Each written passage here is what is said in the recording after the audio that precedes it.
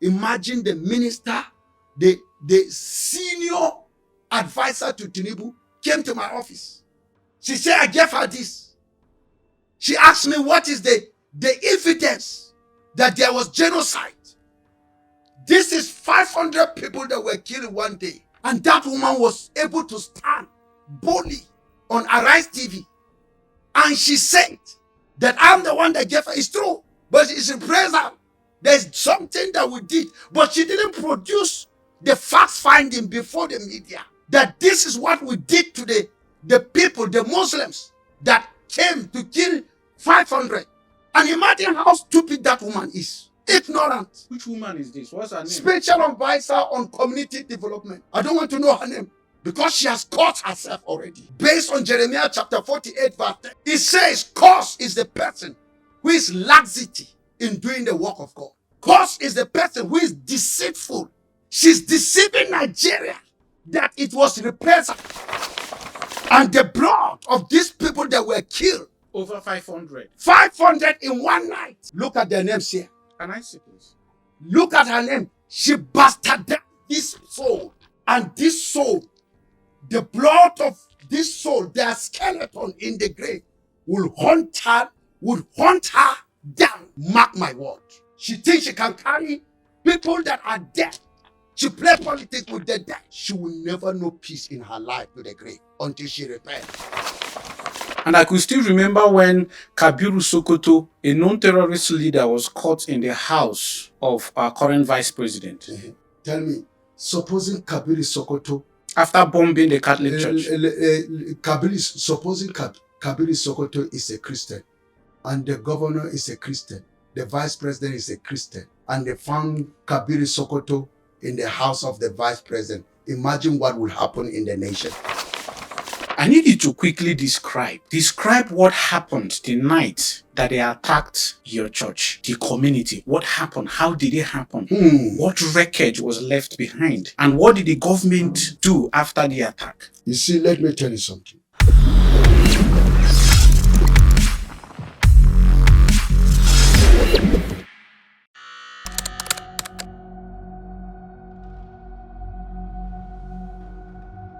My name is KaaTruths, the host of KaaTruths podcast, and for months now,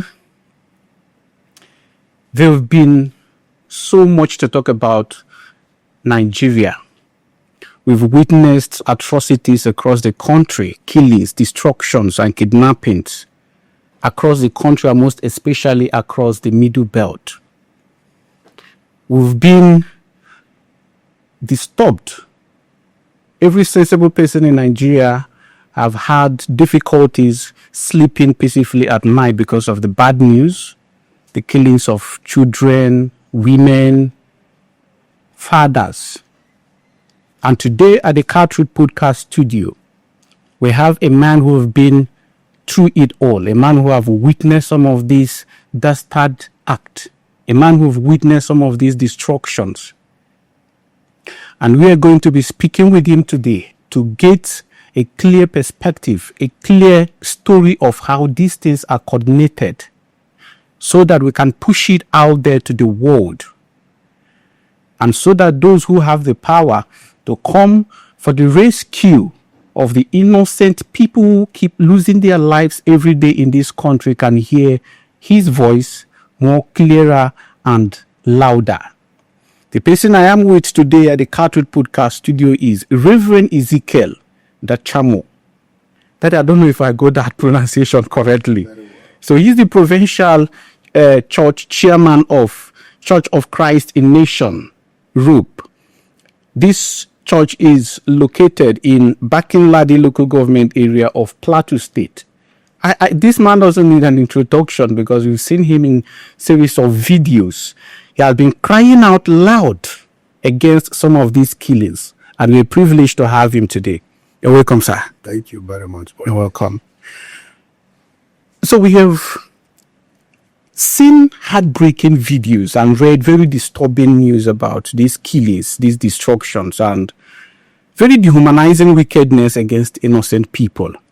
And you have been in the midst of most of this news from Plateau.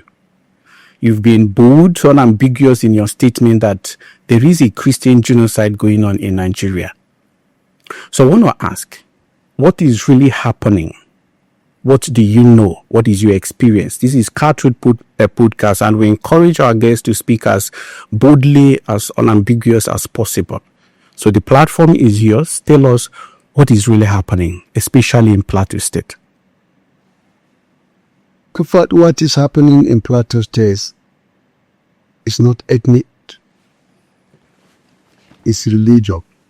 Just a brief moment. We've realized that most of you watch our videos, but then forget to subscribe to our channel. So I'm taking this moment to appeal to you to kindly subscribe to this channel. Your subscription to this channel is going to support us in no small way. And with you, we are going to keep doing what we're doing on this platform. Thank you so much. Religion, but they hide under ethnic. They hide under bandits. It's a religion that hide under unknown gunmen to erase certain groups of people of background religion, people that are under a different belief. And this is what is happening in Plateau State. It started not now. Since centuries before 18 something. When Ottoman Tamfudio launched jihad in Nigeria, he defeated many nations from the far north. When he came to Plateau, our forefathers defended their faith. They refused to submit to Islam. Ottoman Damfodio tried his best to erase the people in that genocide movement of religion. But our forefathers stood vehemently against him, and they defeated him. He lost his armies. He doesn't know what to do. They shift down to Kaduna. The southern Kaduna stood against him, fought him. They penetrated to Nasarawa, forced many ethnic groups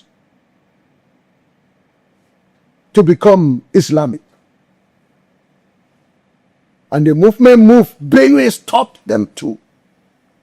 They couldn't do anything. He moved down to Kwara. He removed the traditional rulers of indigenous Kwara people, the Yoruba, and installed Fulani leadership there. And he was heading towards the coast. He penetrated Niger. KP people were able to stood vehemently against him. But he got part of KP, who was cut from Sokoto. And this is a movement to establish the sultanics leadership over the north before the European people came. And the alliance with them. That's why history was removed from education curriculum of the country, so that we will not know about the history. Because it's going to cause a problem for the movement of jihad. And the issue of Plateau State, the generation we are passing the issue, why Plateau? The vow that must make Plateau to become Muslim. They have tried several times to make our parents to join them in Islam. They resist it. Right from now, I'm telling you, after 200 years, they wanted to renew it again. Under disguise, farmers, herders clash. Before the Fulani came, we have cows. We have animals, which our forefathers were rearing or participate in it. They came, they were passing by to the south. Sometimes their women will become pregnant. And it's time for labor, they will just leave their wives with our parents to take care. They will deliver. Our parents will take care of them. And when they return, they will come and meet the wife. Or the wife can follow them with the child. Or if it is a cow, they will carry it and move with it. So in this good relationship, our parents are good, hospitable people. But they don't want people to look down on them, and they accommodate them. Some of them decided to grow their cattle on our land, free of charge. That's a good relationship for time. Then came the issue of tin mining in Plateau State. Many of them were carried from prison in Kano, other places, brought into Jos to come and mine tin in our areas. Then you were growing. Then it reached a stage. Then this thing blew up into land grabbing. The land that will get them free, they stood by it. They started extending their tentacle to grab other lands. The issue of land grabbing, they want to stay to rear their cows. That's fast funding of what is happening in history. When they kill. And you see this book? This is how crisis started. Analysis, attack on Biron community. This one district, Europe district of Barkeladi, where I'm the leader, all the people that were killed by Fulani terrorists and the houses burned to claim the places is all here. This is the authentic, we kept record. Even we can carry this to International Criminal Court, and I'm quite confident we will defeat them. Most of the land that they are occupying in Plateau State,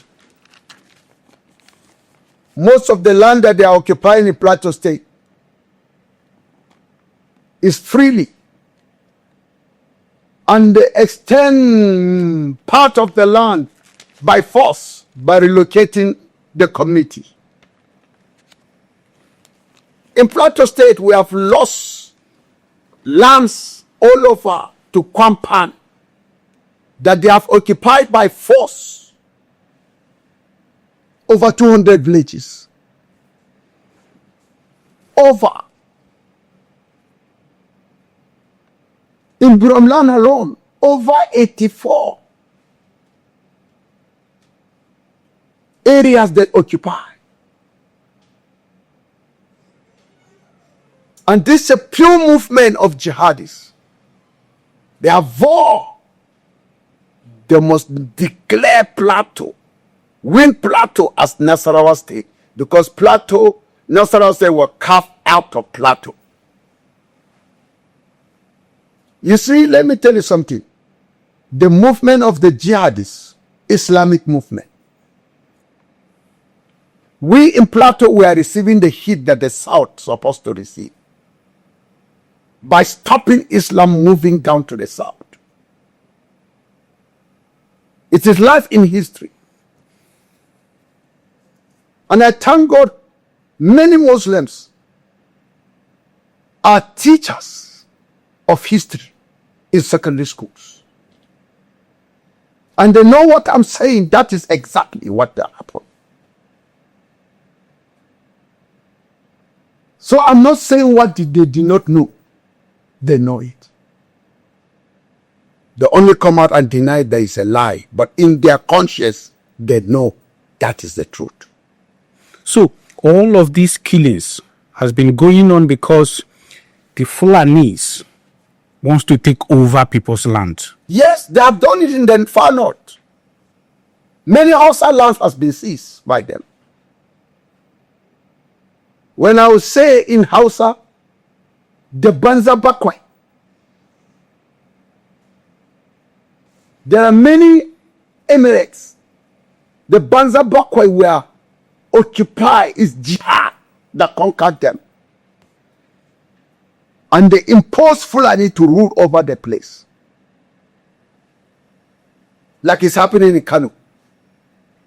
The real Hausa people were deported. These killings, has it always been like that? Because we started hearing about it recently. Has it always been like that and underreported, or the killing started recently when we started hearing it? Let me tell you, it has been there unreported. Have you ever seen the press reporting how people were relocated in Maiduguri? Christian churches were burned down.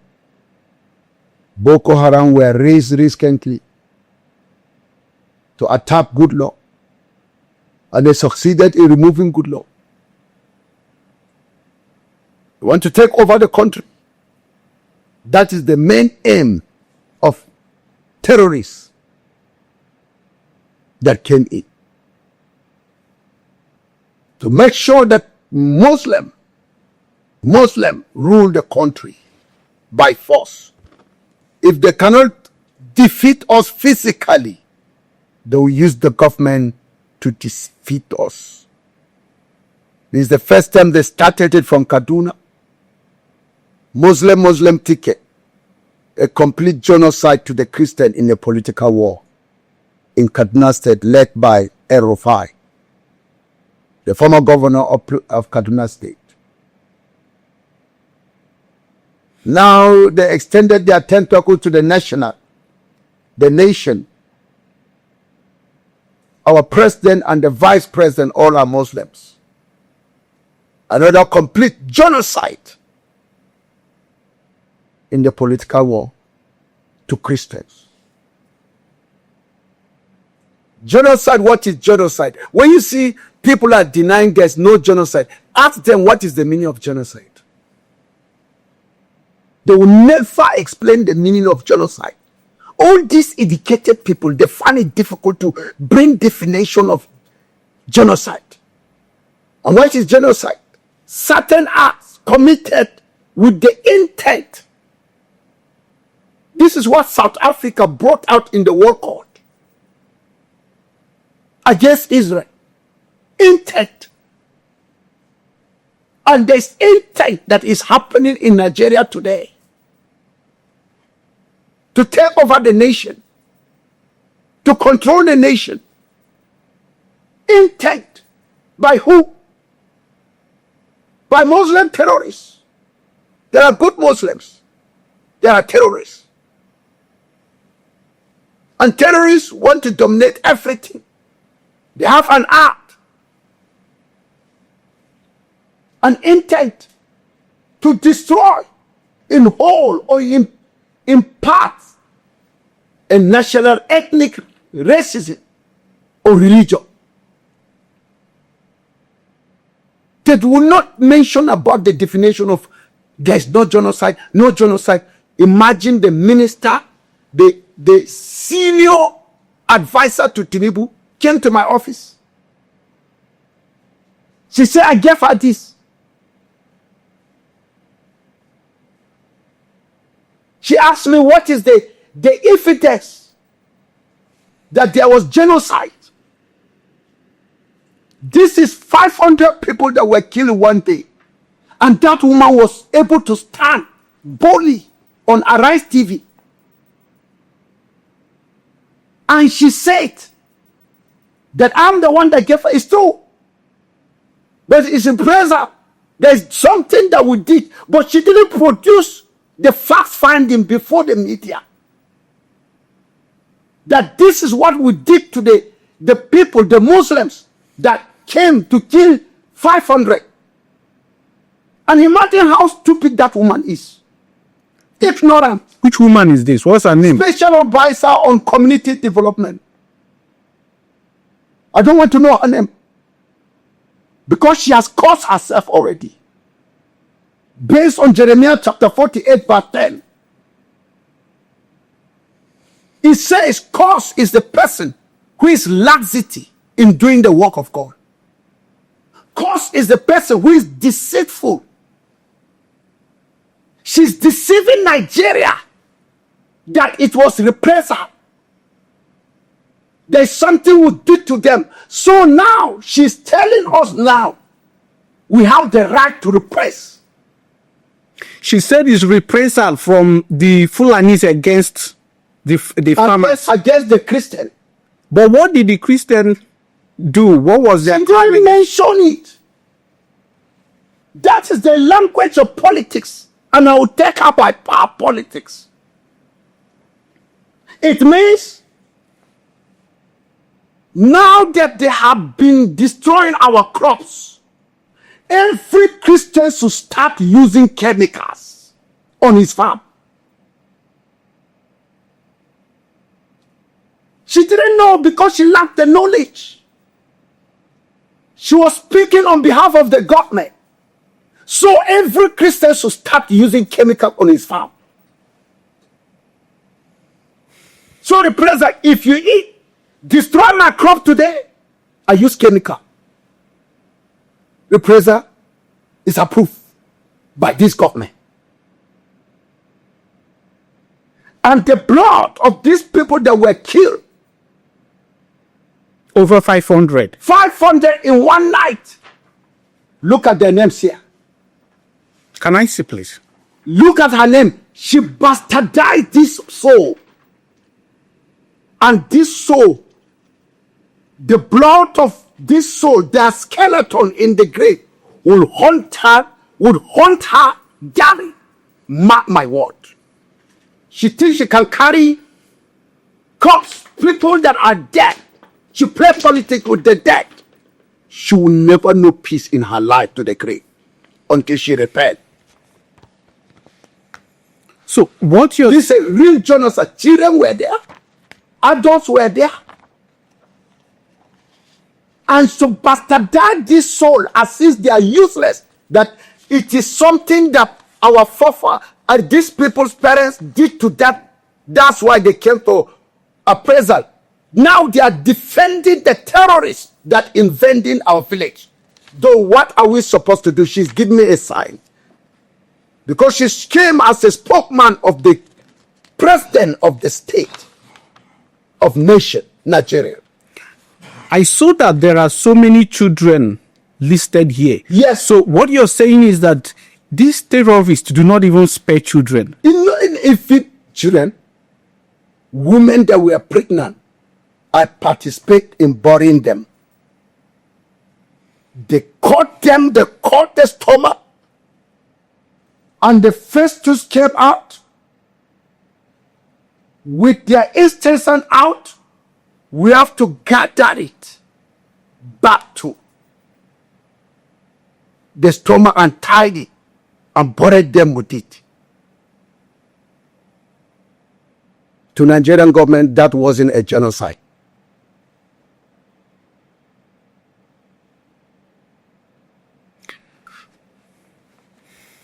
This is so much. It is so much. I already feel like crying. So what you're saying is that the government are complicit in the fight against these terrorists. Is that what you're saying? How can they find themselves? So you're saying that the terrorists are part of the government? Absolutely. You know, That is why, can you imagine they kill General Uba? And the government are buying time, telling them to repent and bring a general on the ground. And you are petting the terrorists.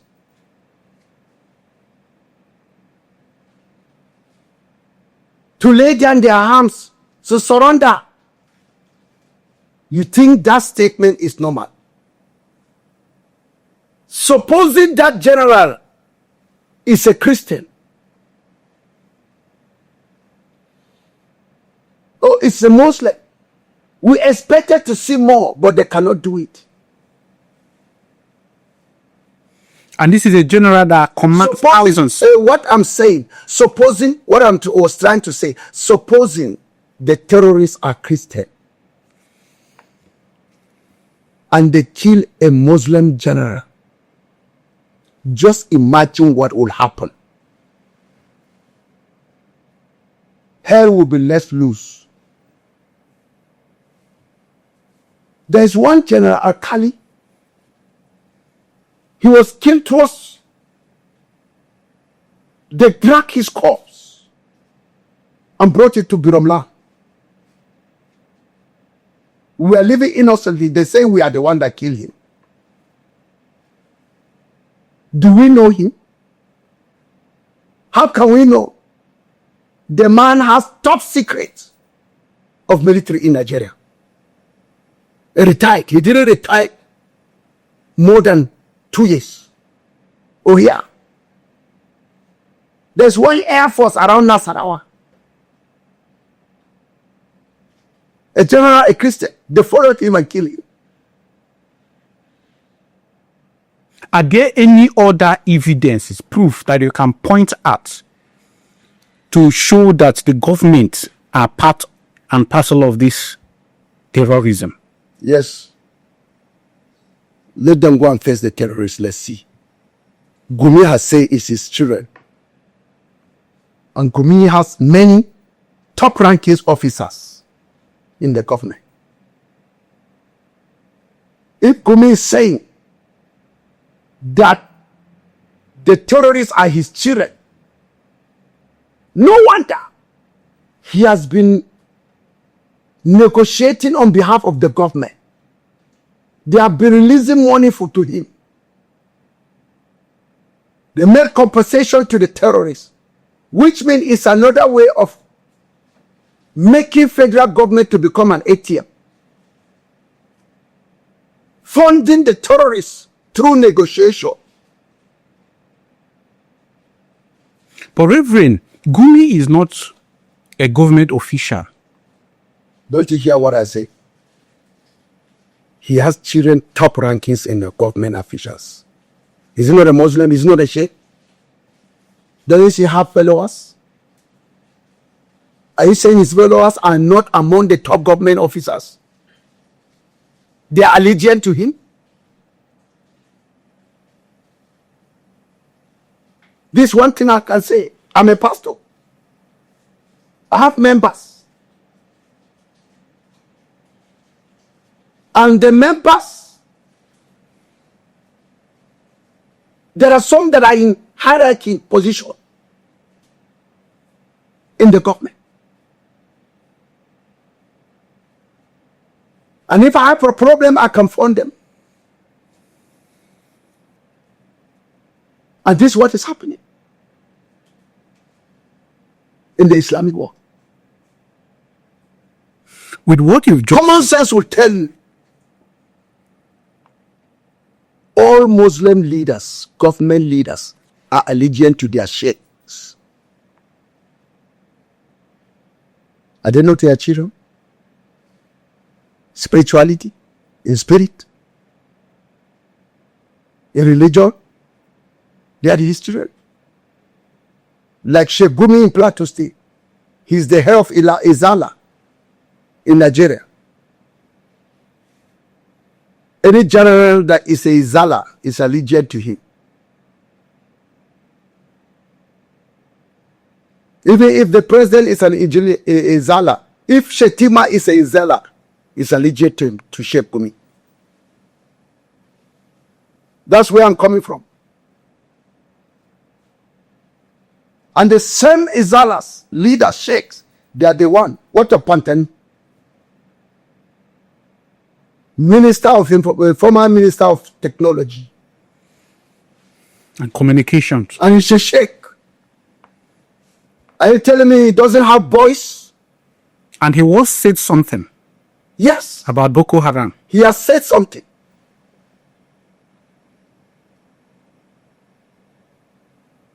And today is freely. They have empowered him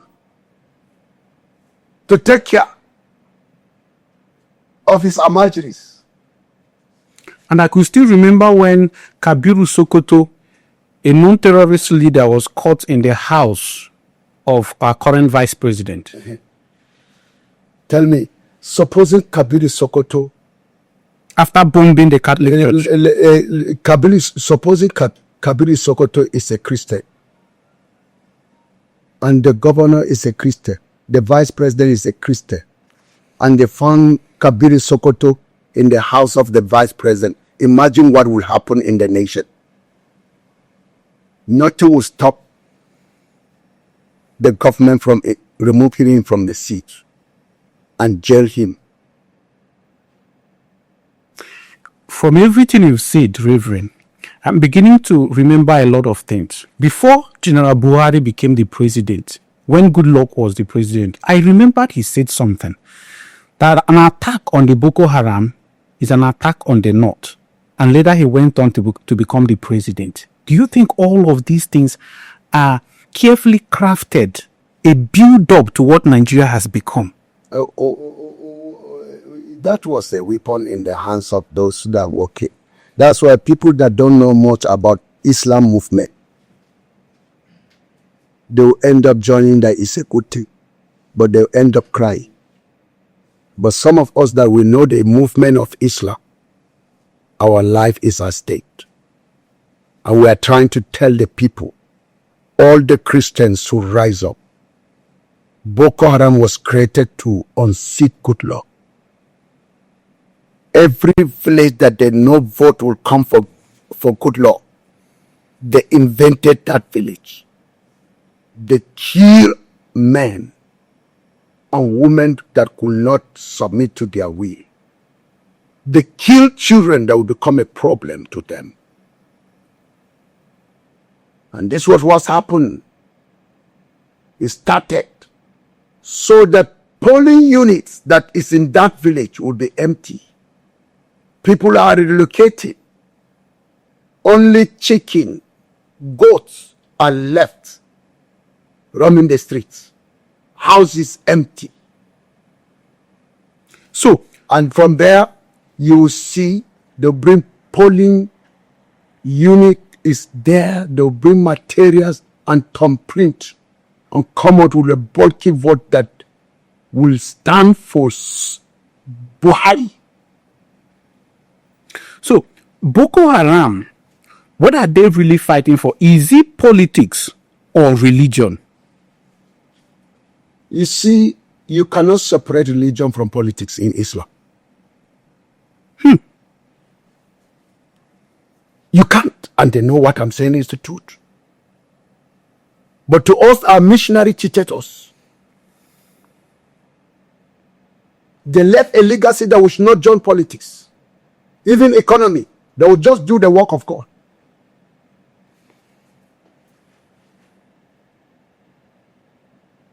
This is what happened. It's the one man. They produce their own. They will just concentrate on preaching the gospel, living our life for holiness. What Islam is dominating, ruling us. Even when colonials, they have to communicate to us through the Muslims. That's why when the independent came, they hang all over to Islamic leadership. They know, because the Islam brought a rules to the colonial, this is what we want. The middlemen should be under them. So that they will control. They agree with that of the East and the West.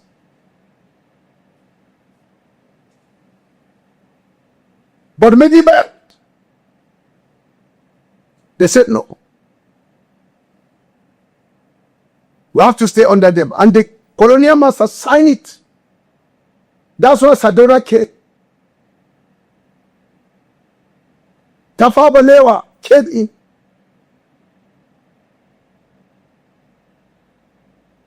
Even when Gawan was ruling the nation, wasn't the one controlling the nation. It is Islam. Because it's based from Zaria, not Plateau. And this is what is happening.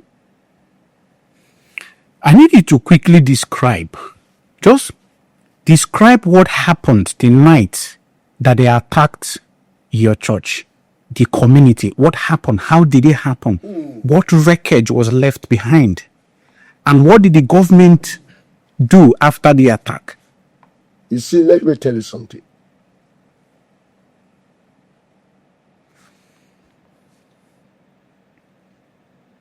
If it is the Bible allowed me to take a vow and swear with my life, I will swear with the Bible, but the Bible forbid me from swearing in. To swear, let my yes be yes and let my no be no. There was no attack. We didn't offend the Muslim. We didn't do everything. We love them. When they even sell cows to us, we pay them money. Just as usual, every year, I've reacted. And I know the good relationship with their forefathers, between my fathers and their fathers.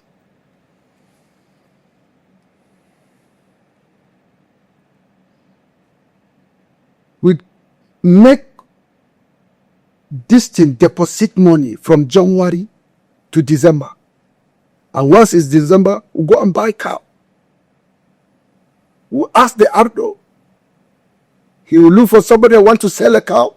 He will sell cow for us. We'll pay them money. And we'll share the meat. That's the relationship. If they want crops, the remaining crops that we have already harvested, we give them the stuff to do what they can do. The stores.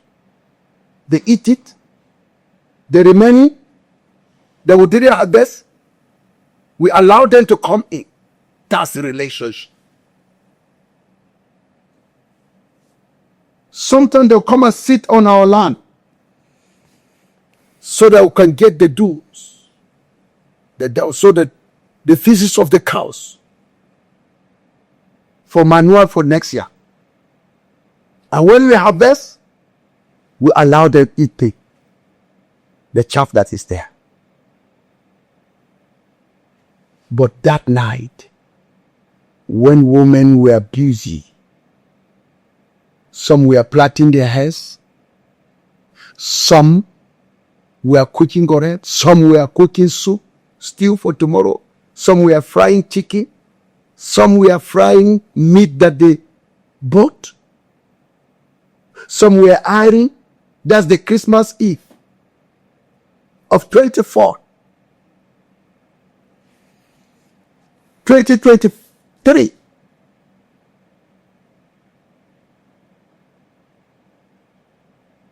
Oh, come and see. People were enjoying. They were celebrating. Some more children were buffing their hair, bobbing their hair. Come and see small girls were plaiting their hairs. Everything, the village was sound, in peace. What will happen next? My people in my churches, not one village, not second village, down up to Bokos area in local government. Come here and shout, Allah Akbar, Allah Akbar, Allah Akbar. Sporadic shooting all over, gunshots all over the village. Everything was left. Everybody was running for his life. Children don't know where to go. Parents were looking for their children. Every place was scattered. Oh no.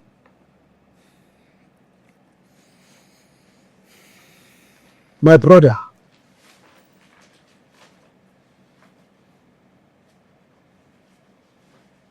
you see children, Kim? God. With their legs, women. A woman with her child was killed at the back.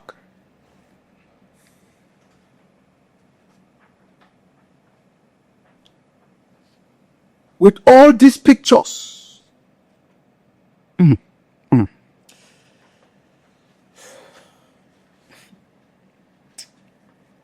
That day, I was called in the night. I was restless. My wife is here. We are just roaming over the house. I cried. My wife was crying. Praying that morning should come. I called who I know in my phone calls. Call for her. Security come for her. And let me tell you, that day, it was a dark Christmas for us. And I learned to say that the history will repeat itself this Christmas.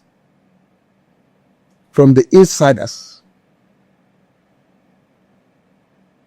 that gave us report that we should be careful this Christmas, they will still visit us.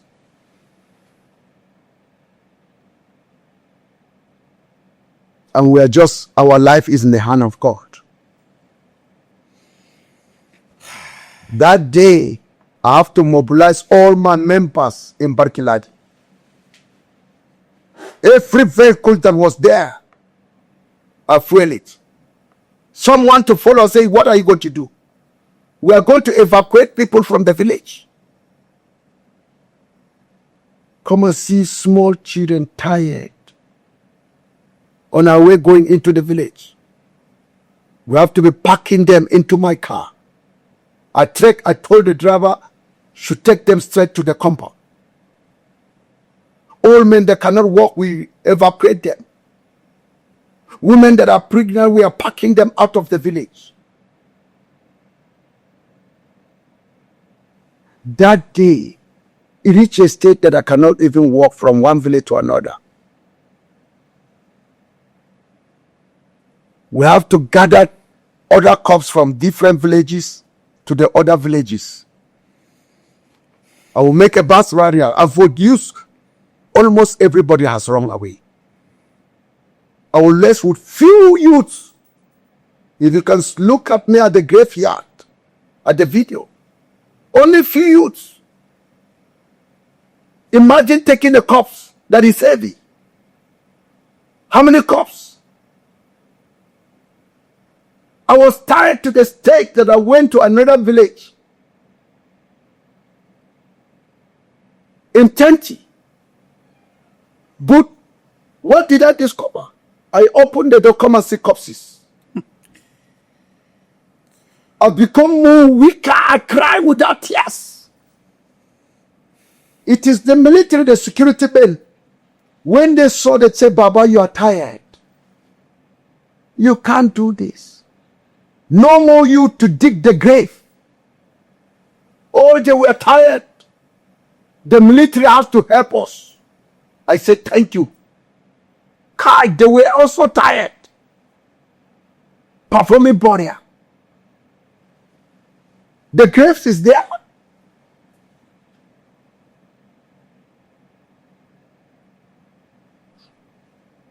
So even the military helped to dig graves, yet Gumi said that you buried empty casket. That is why deep in I have money. I'm just praying that God will raise people that would do something, will sue him to court. I learned his recent statement. He was saying that he knows we don't lie. He knows Christians don't tell lie. He knows. It's not that of propaganda of Gaza. That they will just frame line. Sometimes they will tell a child to sleep. And they will bring red this thing and put. And carry him and show the wall. And later the child will walk. To deceive the world that there is genocide sometimes. But sometimes it affects them. They live on propaganda. They told that is our character.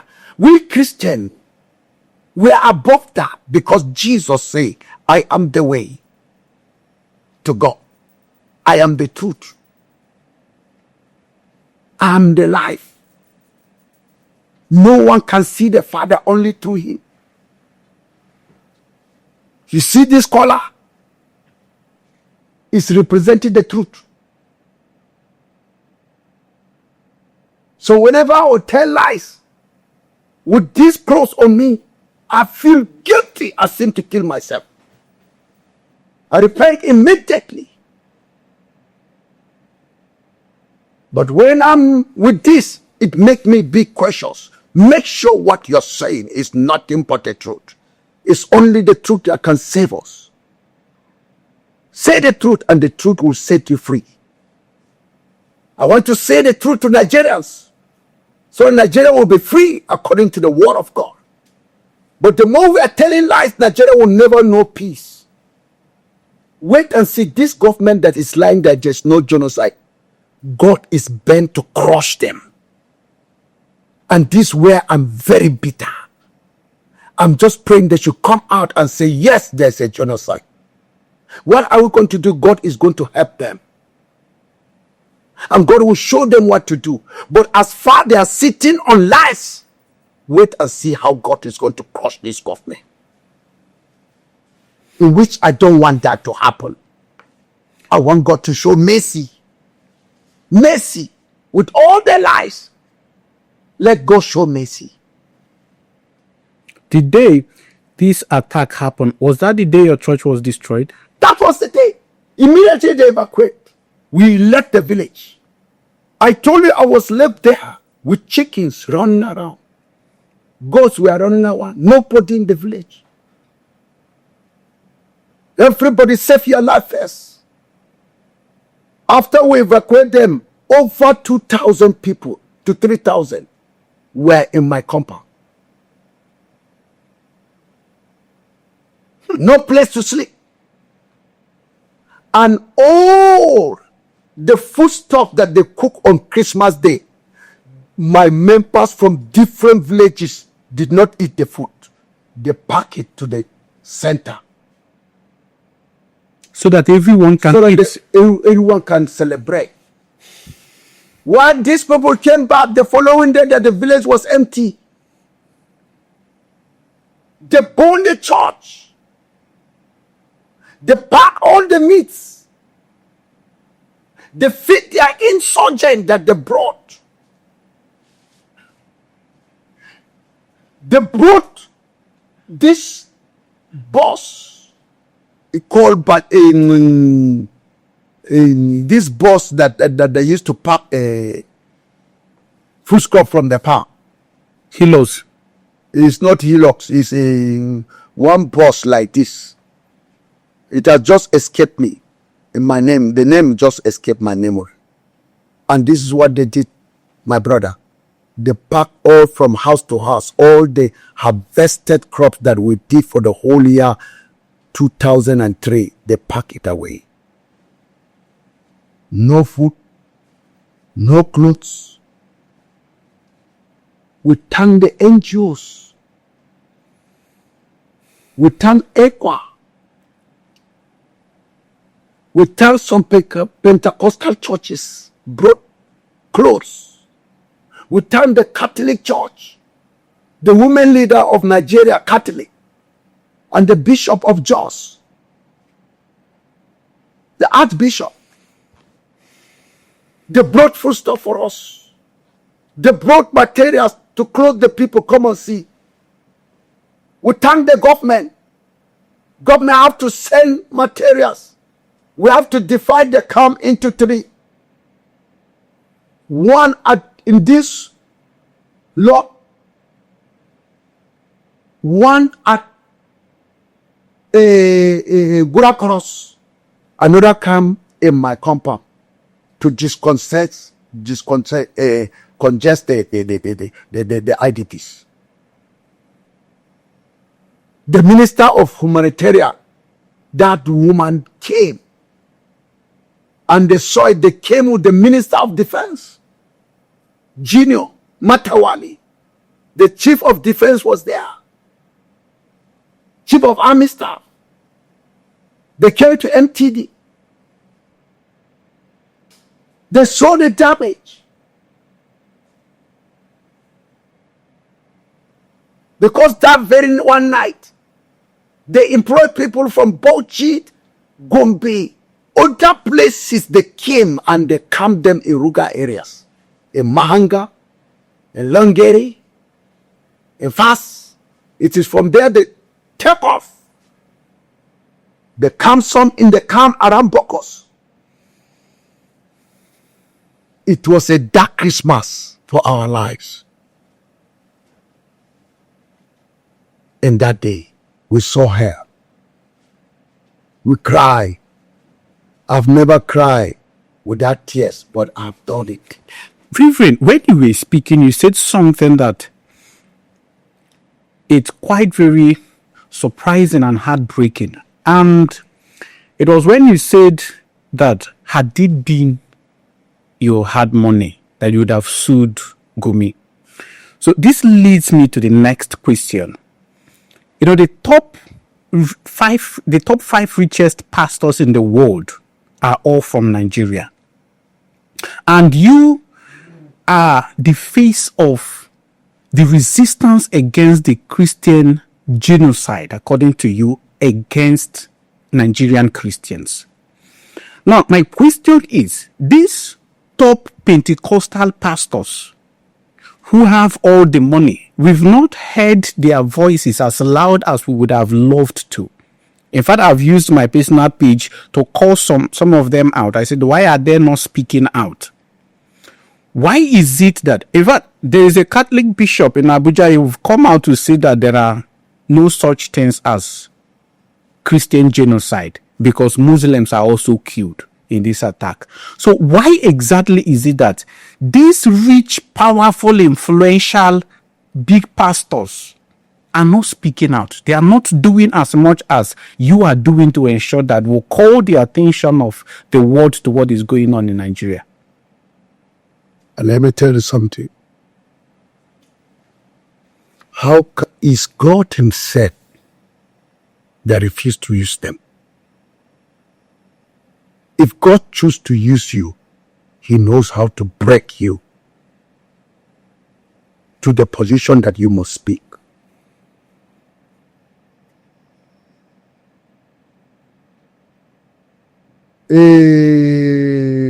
Paul Ainje spoke. El Buba spoke. There are other pastors that spoke. And let me tell you something. If God did not pencil you out for his work to save his people, there is nothing we can do. Imagine what happened in Egypt. All the Hebrews were silenced. It's when Moses make a move to save his brother by killing the other Egyptian that was fighting his brother. Despite the fact he was in the royal house, there's nothing that he lacks. The royal house of Pharaoh is comfortable for him. He could have just said, there's no punishment on my people. Enjoying the goodness of Pharaoh's house. He could have just said, even when the Egyptians are punishing the Hebrews with hard labor, they are dying. He could have just said, there's nothing going on, and cleave to Pharaoh. But still yet, he came out. He was very bitter, crying in the royal house, how his people were treated. This was what happened. Then he doesn't know when. He stood, and the other time, a Hebrew and a Hebrew man were fighting. He showed concern. Why are we not brothers? Why are you fighting each other? But the Christians of today, some of them, they are no more the salt of the earth. That Jesus said, you are the salt of the earth. You are the light of the earth. They are no more the light of Nigeria. They are no more the salt. And what is the work of salt? Is to preserve meat or anything from decaying. The work of salt is to give good taste. And any salt that cannot melt to touch the other part of this pot where soup is or food is being cooked, if it cannot melt and dominate and lavent any other place to give good taste, let me tell you, that salt is a dead salt. So many Christians are dead Christians. No matter how their position, they cannot touch the life of any other person. They cannot see the pain and the suffering that we are passing through because they are dead in their conscience. They preach the gospel, but they don't live according to the message. So don't blame them. Because the Bible says if a salt lost his tastiness, he'll be thrown away to be marked. Let me tell you, Islamic agenda is marching on all the big churches. They live according to the rules of Islam, but not according to the standard norms of Jesus Christ. I can decide to leave this, but God has forced me to speak. I'm not speaking. Then God brought verses to comfort me. Do you remember what I said in Matthew chapter 5? Verse 11 and 30. You'll be persecuted because of me. And who is me is Jesus. And where Jesus is the truth. I'll be persecuted because of the truth. Jesus is the life. I'm alive in Christ. That's why I speak. Dead people don't speak. A dead Christian cannot speak. That is the truth. But a living Christian will speak.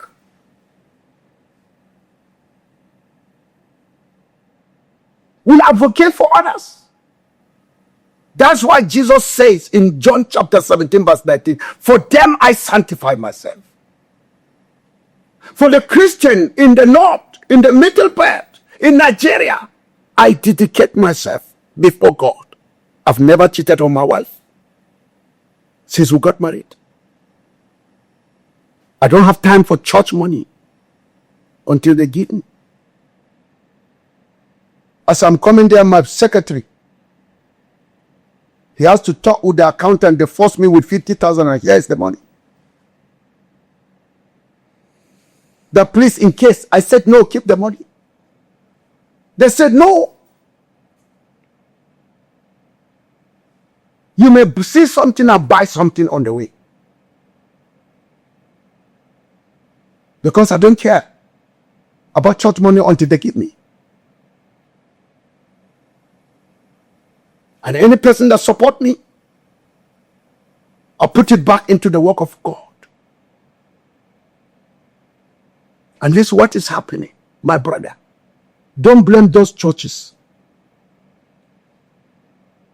God has not opened his eyes on them. When God will open the eyes, they will speak. Reverend, I didn't know that there are still pastors like you who are in Nigeria. There are many. I am More than me. I am wowed. I need you to tell us, just paint a picture for us on what happened. We've seen a video where you talked about your grandmother. What happened in that attack? And when you're talking about this attack, please tell us, is it that the police, the military, the security agencies, they don't respond when these attacks are going on? Because it's as if these terrorists, they do as they like and leave whenever they like and come back whenever they want to come back. I know saying the truth has cost me a lot. They have blocked my Facebook. They have closed anything that I have to do with social media. Because things that they don't want the world should know, they block me.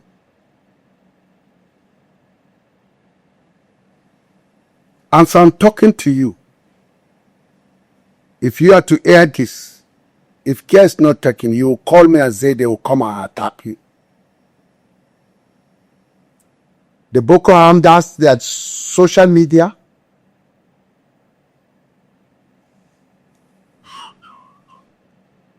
They work on it. They arrange people to report the accounts that will damage them, in which they did on my own. And I believe in it. They caused Facebook to close my account. It's all favor. And they don't want the world to know about what I'm saying.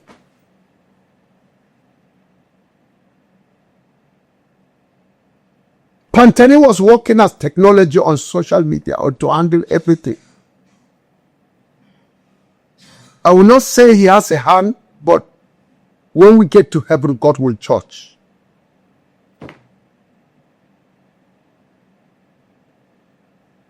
And this is a man that they are protecting Boko Haram.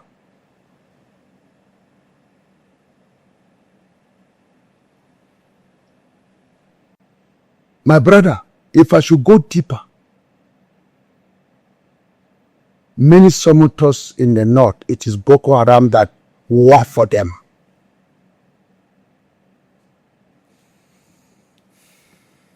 They send CIDs to villages, communities. They make inquiry, where did they belong? If they are not belonging to them, they will allow terrorists to go into that village. That's why they are saying Muslims are also key. Do you know, when I heard this from the government, I cried because I love the government. I love them from my heart. Despite Muslim ticket that has completely genocide the Christian from the world of politics. It's Muslims that are controlling it.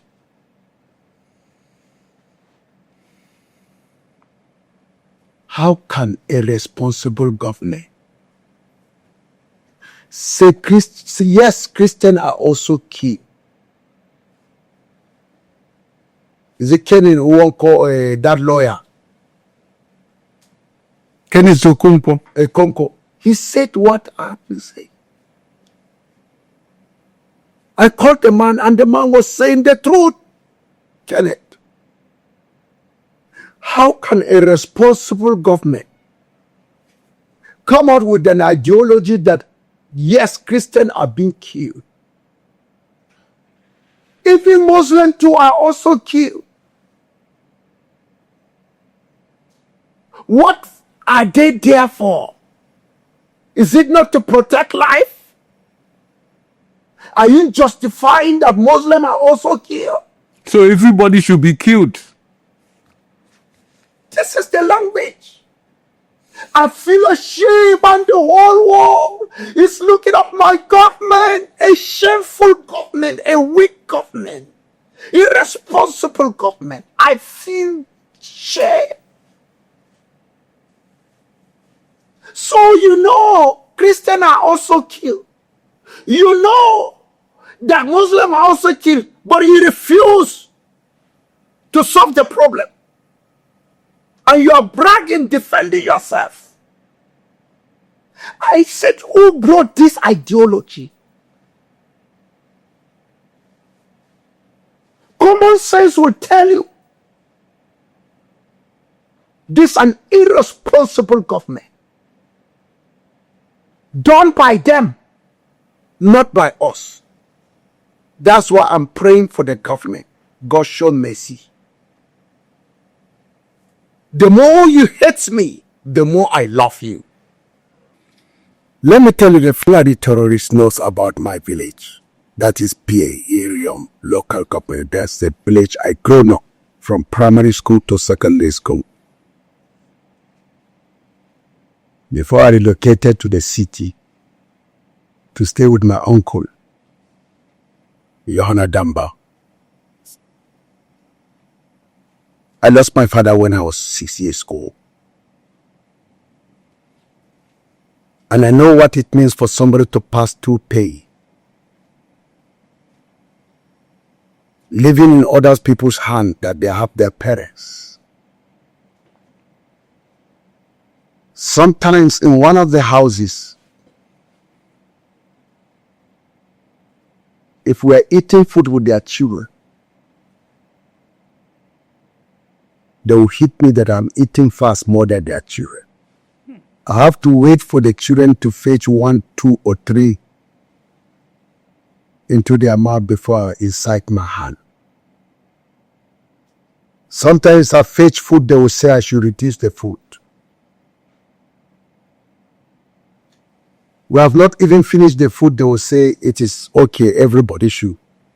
It's finished. Let's leave the rest for tomorrow morning. I was starving in hunger. I know what is there. I have to relocate and come back to my grandmother. My mother become. Though I have my biological mother, she's living in somewhere, scouting. So I prefer to go and stay with her brother. Ngomata was a mother to the wife of my uncle. Sometimes I'll go and stay in their house and help them on their farm. And I know in Bien village, in Riom local government,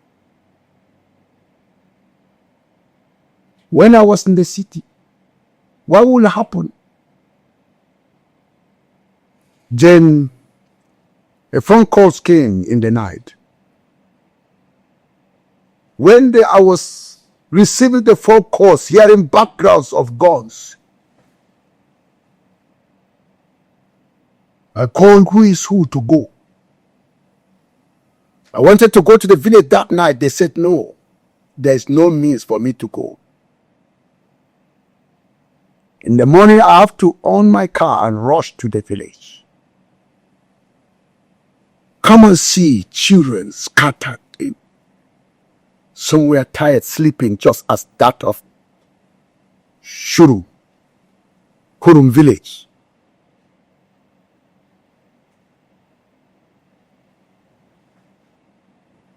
I gave somebody the key to drop the children into the town of local government, the headquarters of Riam local government. It was hectic that day. When the youth of the village saw me come, because the Fulani terrorists have relocated. How did I know the Fulani? Because they speak their dialect. When they arrived at village, they chant Allahu Akbar. Just the sentence, this almost what they are doing in almost every village. You know, Allah Akbar in Islam is calling people for worship. Because Allah is a bloodsucker. And when he is about to drink blood, I'm telling you, he raised his people that are his followers. And before they do something, they have to call his name. This tabernacle, Allah is not for calling people for worship. It's calling brethren for killing. So when they shout, Allah Akbar, Allah Akbar, the next thing that you will see is sporadic shooting, guns. And I'm saying this, they will know the sound. Even from the far, as I was coming to the village, they were on top of the hills, watching us, shooting to scare us to go away. And you can hear their gun, the sound of their gun, kukum, kukum, kukum, kukum. I don't know where did they get it? Is it Iran or any? Kukum, kukum, kukum, kukum, kukum, kukum, kukum. And they know what I'm saying. And they know that I know. It's what I heard and it's what I see. That I'm giving testimony. The youth surrounded me. They were chanting, telling me, you people, you left us. We didn't assist them with guns. And look at it has happened. The youth were telling you that. Yes. Instead of us to give them money to defend themselves, and look at what they have done to the village. I didn't know their language. The problem, we didn't assist them. I will not do. But today, if I can get the means with what I've seen, children have been killed, slaughtered, then I ask the youth for self-defense. If there's anything that I have, I will help the youth to defend themselves, not to go and attack. And let me tell you, with all this, we have never attacked these people. Like in Kufan village, I didn't bring it here. In Kufan village, 85 Christians were killed in that period of time. But we have never killed a Muslims, even once. Even in that area, many pastors don't want to go. I have to go there and pastor people. I say, let them come and kill me in that house.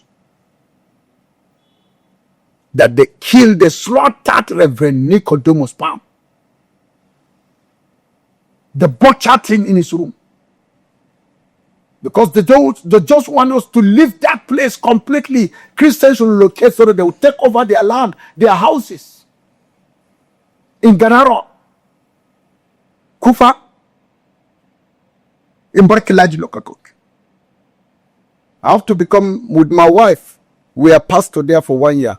Until when another pastor decided to say, even if my leader, the chairman of the RCC, was there taking care of flood, sleeping there, we will also go there. That's why today we transfer in this January, because last year we were taking care of the church with my wife. But this year, another new pastor. It's just the same thing, that I'm the same movement, chanting Allah Akbar. The youth just let me into the house. What will I see? They said, come and see your grandmother. I followed them. They went straight to her corpse in her room.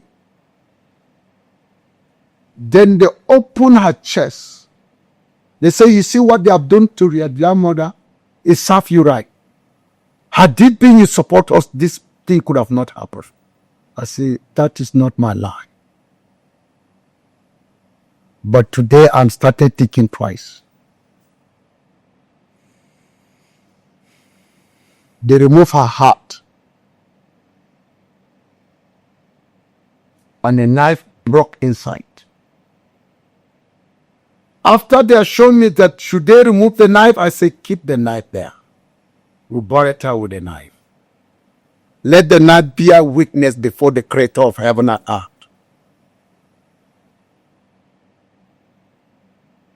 Then they lit me at them. I followed them. Here is my uncle, that guy. When I saw him, his corpse was lying just at the backyard, in front of the house. Sorry. By the side. What would I see? I saw his corpse. They removed his tongue. The youth opened their mouth, and I saw they have removed his tongue. They were saying, me see. They said I should follow them again. Went to my friend's house. My childhood friend's house. Dug up gap. His wife and 5 children. The grave is there. And all their names are around.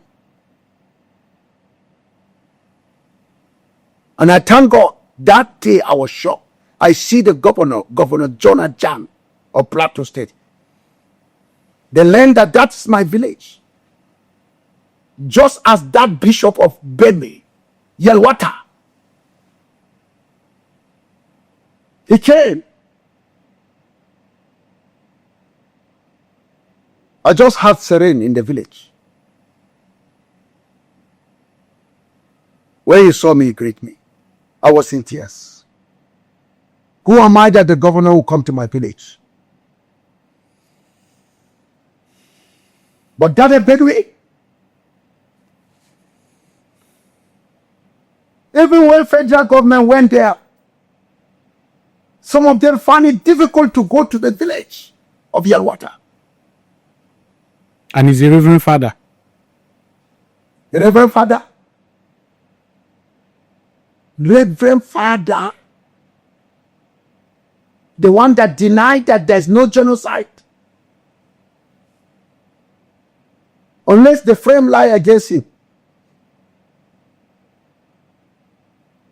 But he came out and said there's no genocide. Somebody connected me. That George Akume want to speak to me, the secretary to the SG. Is he the one? Yeah. He was telling to me how good everything about the government. I said, I just pity him. I asked him one question. I said, do you believe there is a genocide in Nigeria?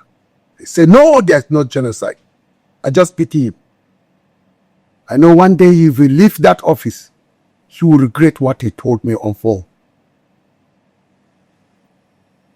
And the blood of those that he denied that is not a genocide. I ask him, did you know the definition of genocide? Is it not planned to erase us because of our belief in Christ? He said there's no genocide. We will all arrive at the Lord's feet. Judgment is waiting for us, including the Bishop of Benue. He will never escape God's judgment. Wait and see. Let him come down from the seat. You will see how God will crush him. His punishment, his double portion, according to the Bible. We that we know the truth and we deny the truth. Hebrews chapter 10, verse 26. It said, if you sin deliberately after knowing the truth, there's no forgiveness for you. Christ will never die second time for you. Verse 30 said, vengeance is mine. All those that deny deliberately, they know that's a genocide. None of them will escape God's anger. And verse 31 says, it is a fearful thing for a sinner to fall into the hands of an angry God. God knows that these people have been killed. Genocide has taken place, and somebody on earth is saying there's no genocide. Do you think he will make it when he comes face to face with God? He will escape? While the Bible is clear, if he sinned deliberately after knowing the truth, if he seen the corpses, both children have been buried completely, and you come out and say it's a lie, let me tell you, that bishop is under curse already from heaven. According to, I have to pronounce the truth that people don't want to hear. People are operating under curse, but they don't want somebody to tell them this. Jeremiah 48 verse 10, I'll still repeat it.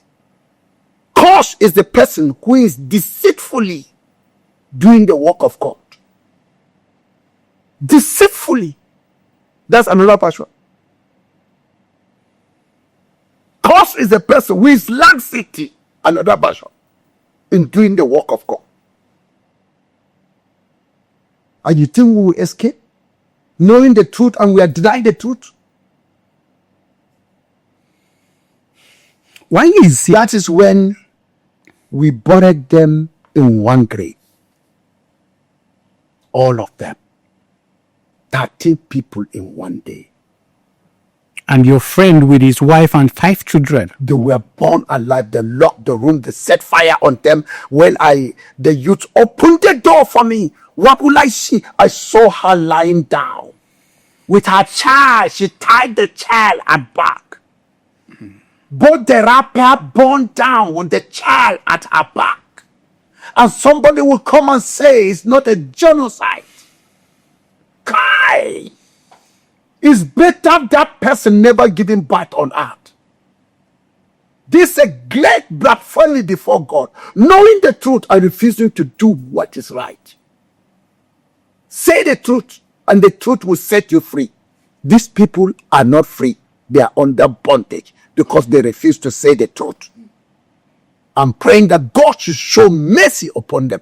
I'm praying that God please show mercy on them. Why is it that major media outlets like channels, Arise TV, even NT and the rest of them, we've not seen you in these media houses? Is it that they have not reached out to you all of this, while all of these things? No, none of them will come. They will not come until the Spirit of God led them, because they are controlled by Satan. It's only Arise TV that is trying. That I saw a Rufai defending that there is a genocide. And other staff in Arise TV. Despite the fact they know that woman was lying. A special advisor on community development. If that woman come across me the second time, I would disgrace her publicly. She's an agent of Satan. She doesn't belong to Jesus. And if she's a Muslim, she's doing the agenda of Islam. And if he's a Christian, I just pity her, I forgive her. I forgive her. But I have to expose her and stand publicly and tell her one day she will not be there. And God will track her down. I've released angels to look after her for coming to my house to receive a list. And she bastardized that list, will haunt her to the grave until she repent. And she repent and release blessing upon her. The blood of those in those graves will fight her to finish it. She thinks she can play politics with me. Only if I sin against God, she will escape. But as long as I keep myself pure before Jesus, she will never escape. If she's a Christian, Anytime she raises her hand, her hands is full of dirty of the blood of these people. Definitely, that list will be reporting her before heaven. And because God of this world has blinded her eyes, she will not know that she has damaged her future. Not that she can die. God can leave her to the stage that she will be urinating, shitting on her bed. She will look for death, and God will refuse to allow death. It's another way of punishment. We saw a video of you where you were lamenting that I think you said some pastors were taking advantage of you and they were using your name to scam people with Bitcoin. Yes. Name of Bitcoin. What exactly happened? I was just at home. They called, please, Daddy, what will happen? We want to help you. We sympathize with your story. We want to see how to come in to help us because it's affecting us all. And when they came, the Bitcoin, they say we are going to stand and open an autograph of the Bitcoin or what? I thought it's a good idea to help my people.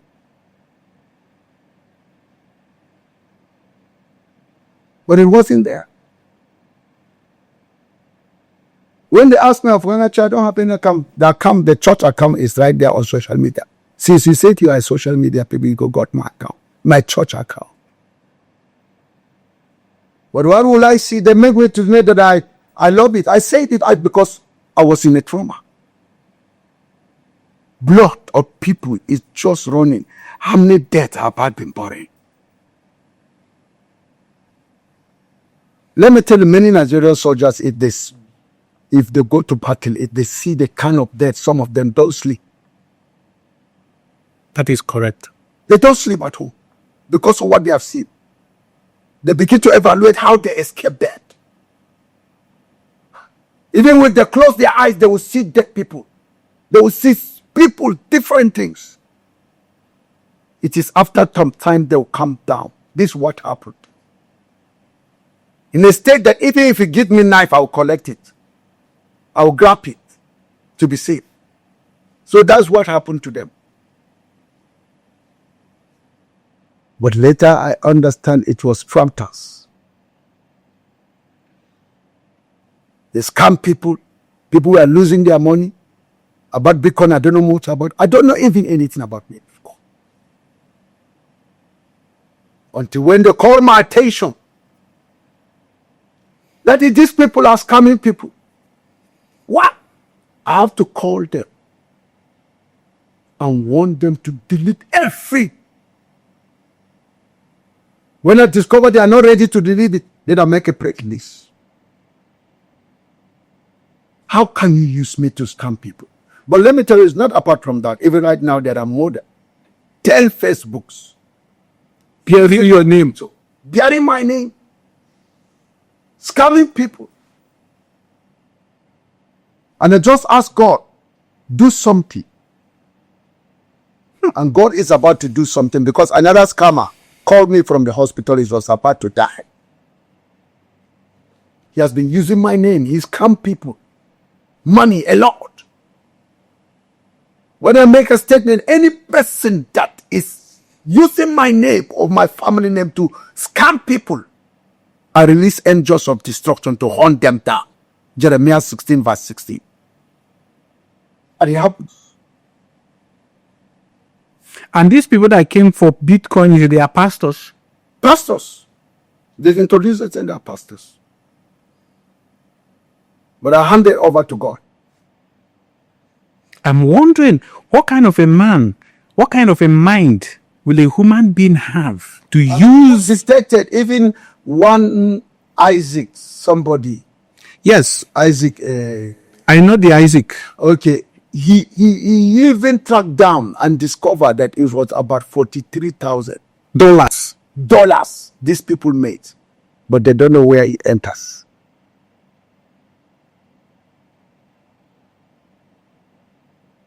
And one thing that I know, I've never seen any money like that. But I just leave them in the hand of the God. They have crossed their line. They have come to the wrong person. There's one thing in my life, nobody cheat on me and God spare him. I only beg God to show mercy in my life. Reverend, why is there no unified Christian front against these killings? Don't worry, it's on the way. It's on the way. Unification is coming. We can't have unity until we are in the midst of crisis. We are in the midst of turmoil. God used negative things to bring us together. Negative situation to get our attention is coming. What has organizations like CAN, PFN, and the rest of the Christian organization, have they been helpful? No, before, let me tell you, with the press list that they did in Jos, the whole camp president was there. They invited me to that meeting and left them there. I refused, because I was engaged. But one thing, we sat with the camp president. He said he wasn't the one that said that there's no genocide on Christian. It's some of these people. I searched for them in that gathering. I didn't see them. Even he confirmed that the person that caused this, he wasn't there. I wish I could have seen him in Jos. And I hope he will hear what I'm saying. I've handed him over. Even the leader of PFM, he said he was misquoted. And this is what they are doing. There are those that are master plan to frame people. What he did not say, they will say they said it. There are even things that I did not say it, but media, social media are just creating that I was the one that said it. I laugh at them. But unanimously, after the meeting, we declare with the president's speech that there is a genocide to Christians in Nigeria. To counter what the government is saying, that there's no genocide. And I told them, I spoke on that meeting. And let me tell you something. I say, since the government cannot humble themselves to allow God to bless her with the truth that is in her and say there's genocide, then they will find God will give them a way to solve this problem. But as far as they declare there's no genocide, they have handed over Christians in Nigeria into the hands of terrorists to kill us the more and more. Because our blood is not enough that has been shed. They need more blood. The terrorists, they have been given a weapon to kill us the more. Until when they are satisfied with our killing, then they will come out and say, there is a genocide. We saw you, I think, in the grave of some of the people you buried, where you were screaming out loud, calling on the international community, calling on President Donald Trump to intervene. Since then, has there been any international intervention? Have they contacted you to find out how they can be of help? And are you in support of the declaration of Donald Trump that there may be U.S. military intervention in Nigeria? But the truth is that if somebody is under float is about to take him away. Even if you give him knife, he will grab it. Float is about to take Nigerian Christian away. And that float is Islamic agenda. Is carrying Christian along to the sea to be killed in the high sea. This is a metaphor statement. We are both in danger. Even the Muslims are in danger. Come and see mass killing in the north. The question is, are we continue to receive attacks, crisis? Are we ready for that? We cry for external help. And Trump responded in line with Exodus chapter 3 verse 7. When the children of Israel cry out, God heard their cry in Egypt. And God says, let us go down, for we have consigned for my people. I've heard their cry.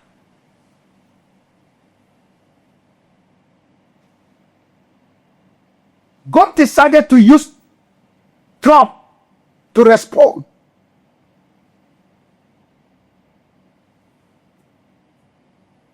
To hear our cry. Let me tell you, if we Christians refuse to cry out, God will never come down and help us. God is waiting for our cry. Imagine, even in Egypt, let me tell you, not all the Hebrews follow Moses out of Egypt. Some rebel with the government. That is why some of our Christians today are claiming, even despite the fact their people are being killed. They look at it, they are not killed. They have not cried yet, but time of their crying is coming. They will have the money, they will have everything, but there will be no peace for the wicked. The Bible said there is no peace for the wicked. And this is what happened. The coming of Trump, I supported it 100%. Even more than 200%, if there is. Why? He's going to help both the Christian and the Muslim. My brother, you will not know what the Muslims are passing through in the Fano. They are living in fear more than us. Our cry, my cry is not only me, but I have to start from my Jerusalem before I reach the Muslim side. Whether the Muslim like it or not, let me tell you, they need deliverance. They need it. Amitro Kong is going to look at the terrorists. It's unfortunate that all the terrorists are Muslims. That's where there will be a problem. Even some of the Christians that are supporting the Muslim agenda, they are under bondage, threat.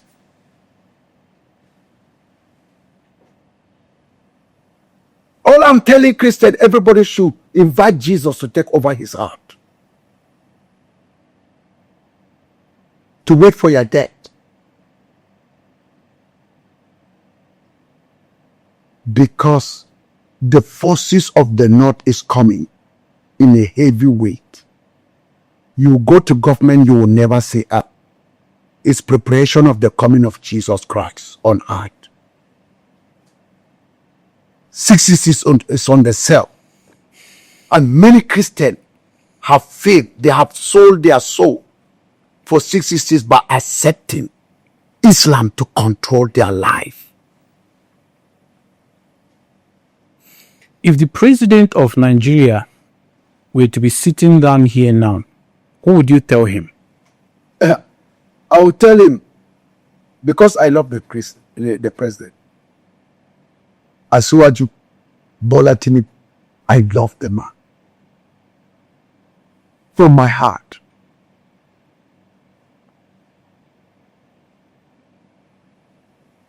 I love both of them. But there's one thing. I will tell Tinubu, if you want to succeed, not only for himself, for the entire Yoruba people.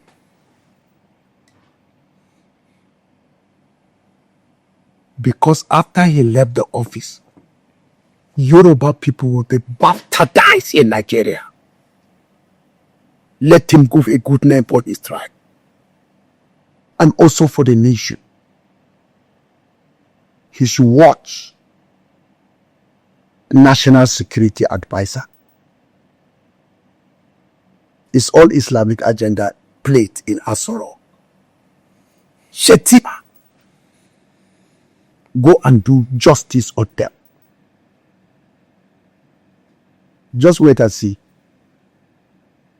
I don't want to say something that they will say I prophesize. Just wait and see.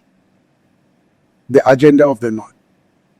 It will take God to protect Tinubu to escape the agenda of the North.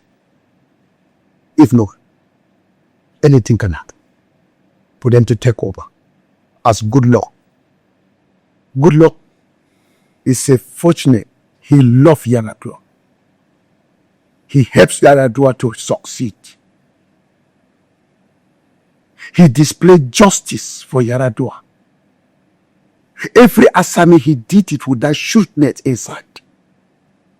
But God called Yar'Adua. With all the display chua to block good luck from having a say in the government, he was patient. It was God that brought him, not you. But in this case, I just pity the president. I just pity you. All I'm saying, all Christians should bring their vote in one place. Because the Muslims are saying they are the majority, it's lie. And they will decide to say they are majority with fake Christians inside, but not pure Muslim. Earlier when you were speaking, you said something about Allah. You said that Allah is a blood-sucking God. Don't you think that that is an inflammatory statement, since we also have good Muslims? Do you also not think that probably these people who are killing people in the name of Allah, that they may not have properly represented Allah? Mm-hmm. Anyway, who is Allah? What is the character of Allah? If you look at the character of Allah, if you kill, ask any Muslim that will tell the truth. The Boko Haram are building their ideology on Allah's structure. In their book of Hadith, Buhari. If you kill in the name of Allah, you have a Jannah. You go and select beautiful girls. Do you think Creator of heaven and earth will do that?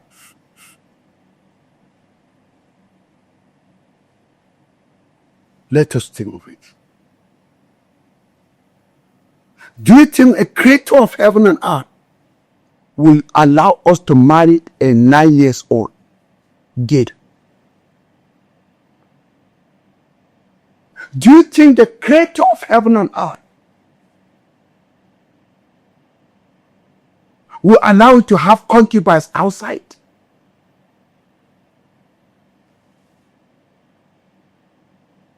Do you think the Creator of heaven and earth will allow people that belongs to him to call his name when they are killing somebody? Can Jesus allow us to chant, Jesus, Jesus? Then we'll embark on killing people in the name of Jesus. To fear quoi? Have you ever seen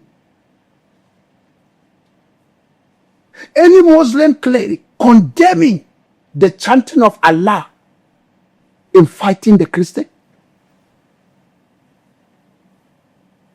No. If you want, bastardizing the name of Allah. The other good Muslim, they'll gang up and kill that person. And do you know in Islam, Muhammad is more than Allah?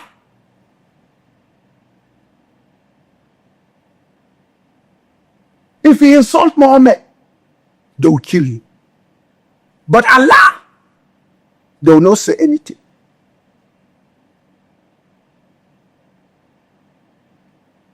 I didn't know the same mosque that they are going, the same ideology, calling Allah Akbar, is calling people for worship to the good Muslims. And the bad one among them, calling Allah, is to kill. And the good Muslim always find it difficult to condemn those ones. And this is where I have to tell you. In Al-Jannah, Allah is God. A small g God, not a big God. If I don't say the truth will not set us free. There are many verses in Quran that say, kill the Hindus. Kill them. And they say it's from Allah. But is it true? That is where I have a big question mark on Allah. Based on ideology that I read. If Allah is the creator of heaven and earth, He will never do that. He said, thou shalt not kill. Any Christian that kill a Muslim, God will judge you. There is no verse that say kill the Muslim. And any Christian that does that, God will punish him. And that is it. But the other side, the verse is the case. Most of the people, they have been hypnotized that if you kill many, you'll be rewarded in heaven. In heaven. And in their heaven, you choose any wife that, as I say, is there written in the book, in their book. And that's why they kill. Is that actually written in the Quran? Of what? That if you kill somebody, Allah will reward you with 7. It's there in Hadith. As I'm talking, they know I'm saying it. Even the Boko Haram, they believe in it. So the more people you kill, the more virgins. You choose. Even the sheikhs were preaching it. Killing on non-Muslims. You have a reward.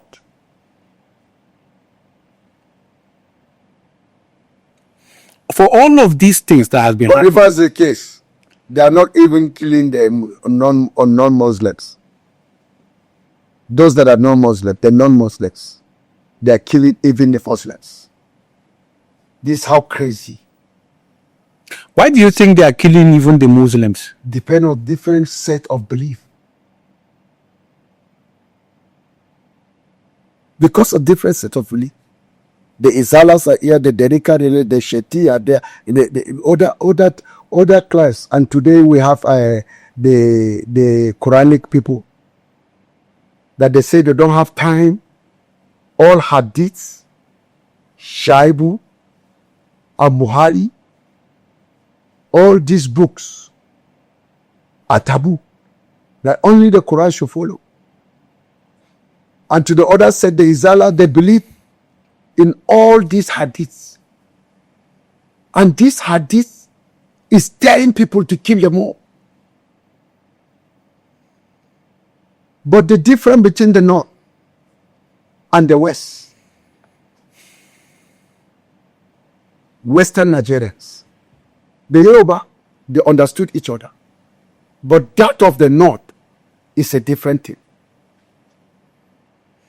Don't you think it is insensitive to the Muslims who are also losing their lives, who are also being killed, Don't you think it is insensitive to their own suffering to label the killings a Christian genocide?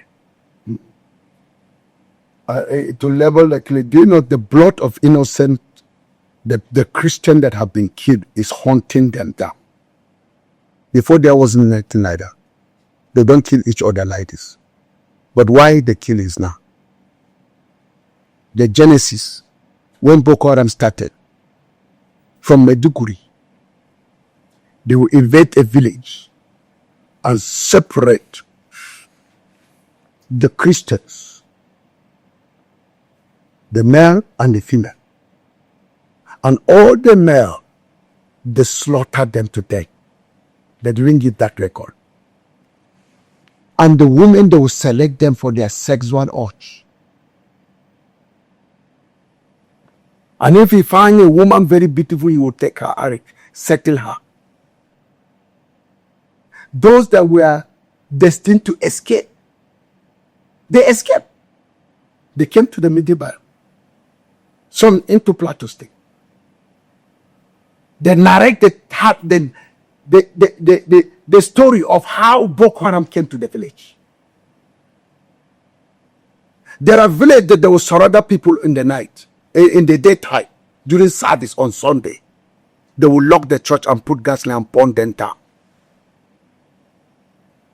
Those that escaped, they didn't come to church.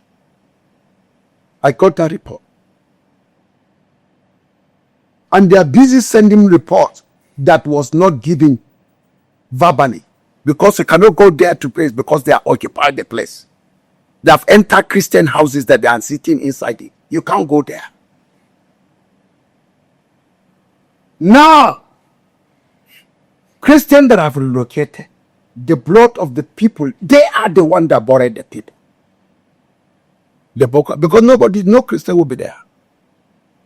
They run for their life. Some went to south, some went to southwest, some stayed somewhere. If you see, the Christians are displayed all over the country from the far north. And the Middle Belt is their base. So what will happen? The next thing, there's no Christian there again. In the rural areas. If you find Christians, it's in the urban area. Or if you see Christian in the local area, he's a slave. He sold himself for them. Whatever they say he should do, he will do it. Even if they tax him, he will pay before he farm. But he's allegiant to them. I will not forget, there's a village that is named Sangari. When I was going in that village, our car gets spoiled. The village is in Plateau? It's in Borno. I was going to Pew. We get lost. We missed the home. We went to that village, Sangare. Sangare is a place that Christians were killed mass. In Borno? In Borno.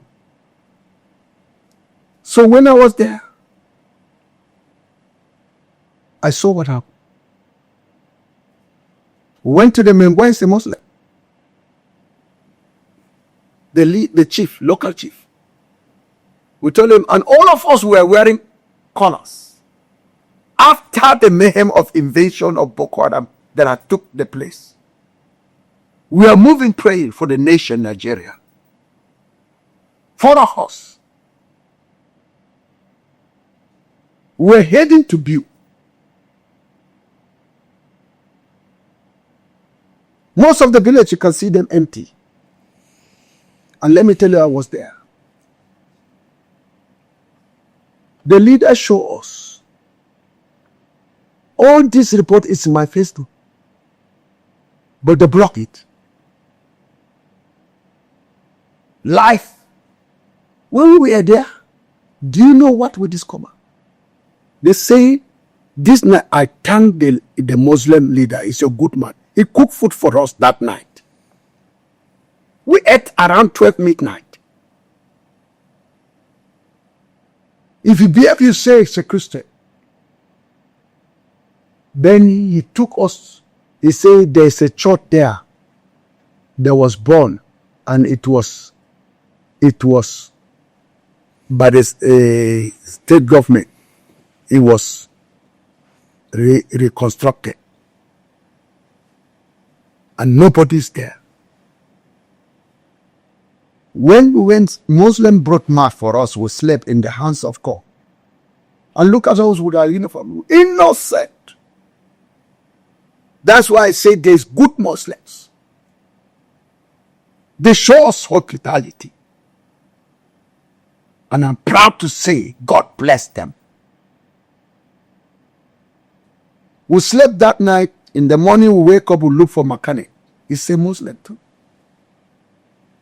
When they went to Gombe to go and buy materials for us, It was also a Muslim. a Muslim, they went and bought material for our car. And do you know what happened?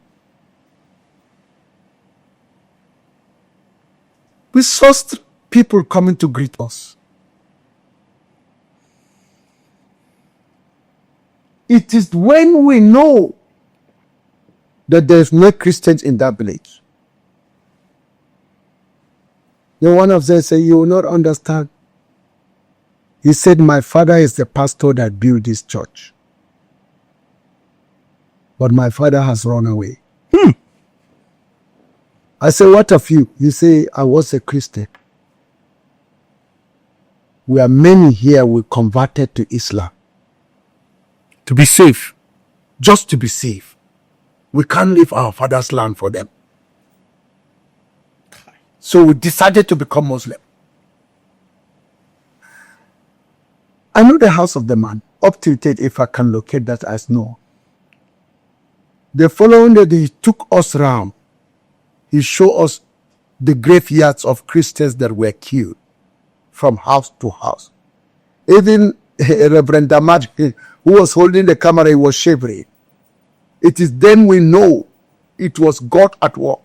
And they helped us prepare our car, repairs our car. Then we went back. And that's where I will tell you, when we Christian came back, we saw what is happening. So all what is happening, Muslim killing Christian, is nemesis. The blood of Christians is fighting, is speaking before God, saying, "When shall you take vengeance for us?" Have you been receiving threats for all of these things? Have you been threatened? Has there been any attempt on your life? No, a real attempt on my life. There is all over. From those that love me, I have taught the life of Muslims in different ways. Even in Bukuru, when there was crisis, yes, I've received interest. And I thank God the insiders, because they know how I love Muslims. They give me feedback from within them. Threat upon threat. Even putting money on my head. If anybody kills me, if they know that I'm here, let me tell you, nothing will stop them from coming to wait for me just to kill me. So that they will receive that reward that they have placed on my head. I know this is where I know the dividends of telling the truth. And Jesus said, "You'll be persecuted because of me. You'll be killed. Don't worry, it is because of me." It's because of Jesus.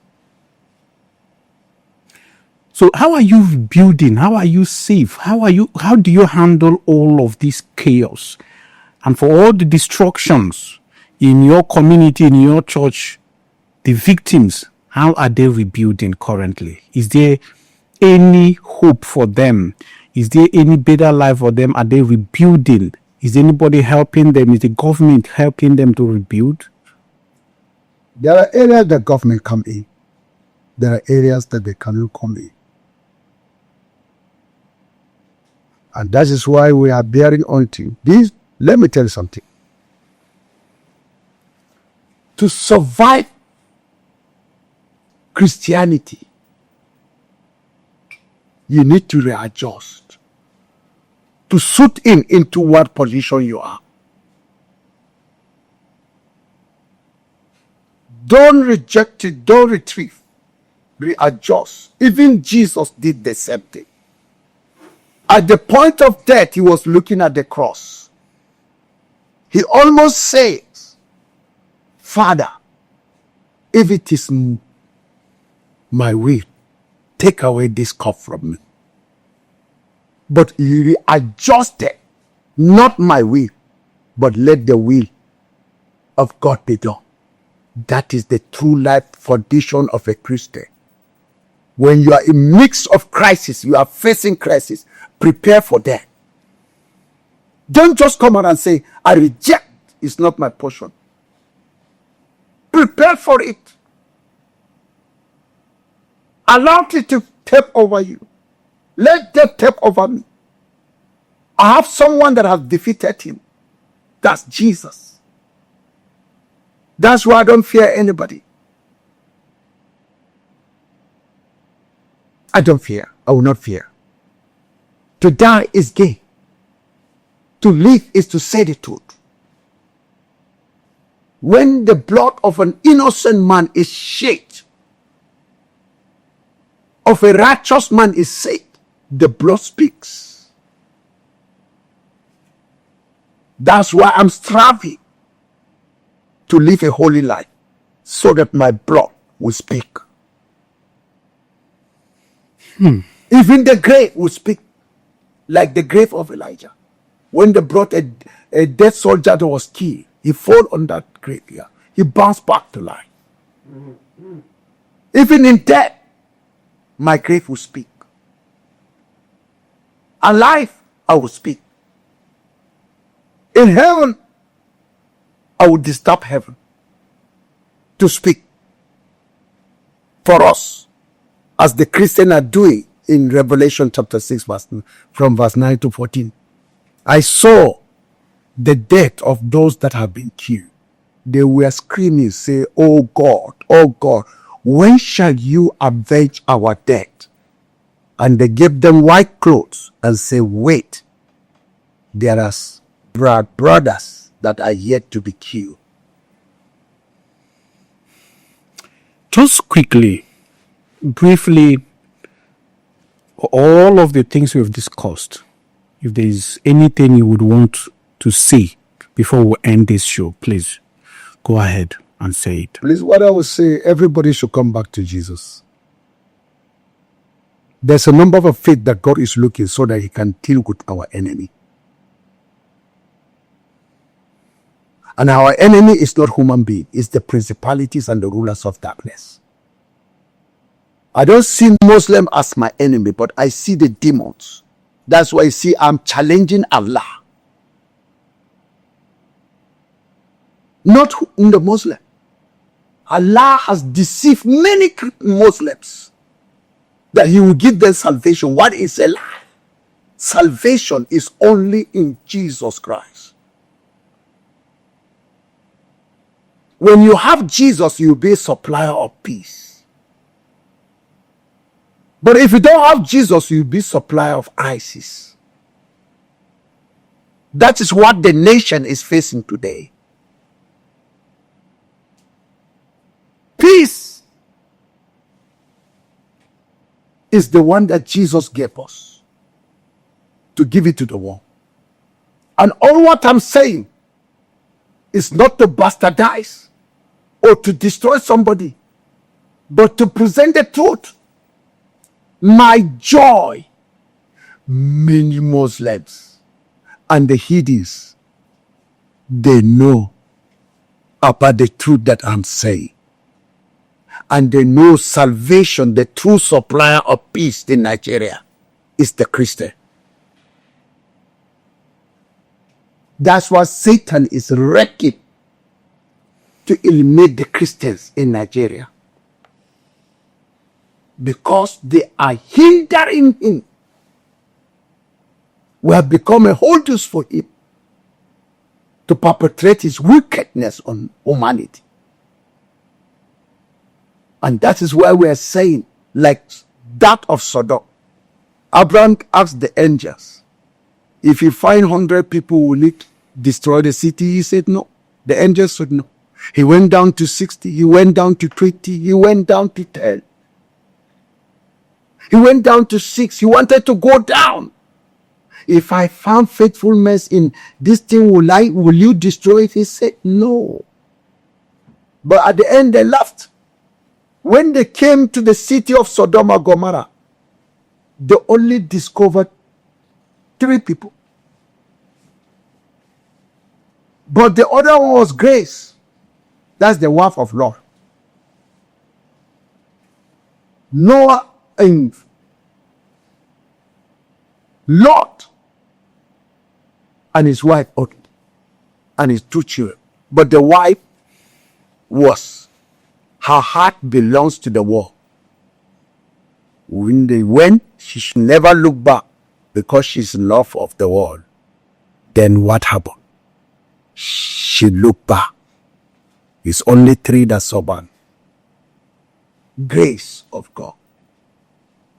So what I'm urging all Christians in Nigeria, I'm begging them, let's return back to God. Let's cleave unto Jesus. Let us become the salt of the earth. Preserve Nigeria from destroying, decay. Let's give good tests to Nigeria by living a righteous life in Christ Jesus. Thank you. Wow. This is a big one. It's a big one. I didn't know this episode was going to last this long, but it's as if the stories are just so much, so many, and they are very saddening, very heartbreaking. And I pray that God will come to the rescue of Nigeria, touch the heart of our leaders to provide us security, which is the most important thing that every human being needs. Ladies and gentlemen, we've come to the end of this episode, and we want to appreciate you, Reverend, for being so bold and being so courageous. It is not easy. There are so many people who would have used the misfortune and destruction of others to enrich themselves. But you have chosen this path to sacrifice everything, to stake even your own life, to speak out and to find solution to the attack, the terrorism that has been destroying your people. Thank you so much. And I pray that God should strengthen you and God should raise men, powerful men in high places that will hear your voice. On our own part as a media platform, our responsibility is to ensure that we push your voice out there so that those who have the power, the political power, can intervene and restore peace and security. Thank you so much, and I remain your humble host, KAA. See you next time.